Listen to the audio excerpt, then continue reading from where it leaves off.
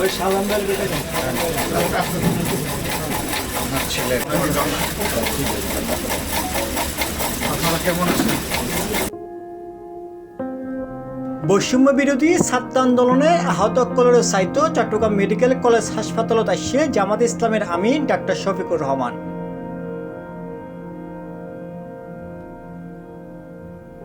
আগস্টের 21 তারিখ বুধবার সকালে তিনি চট্টগ্রাম মেডিকেল কলেজ হাসপাতালত আই। পরে তিনি হাসপাতালের বিভিন্ন ওয়ার্ডত গিয়ে আন্দোলনে আহত কলের পরে হতা হয়। তারা চিকিৎসার ব্যাপারে চিকিৎসক হতা হয় এবং আহত কলের নগদ অর্থ সহায়তা করে।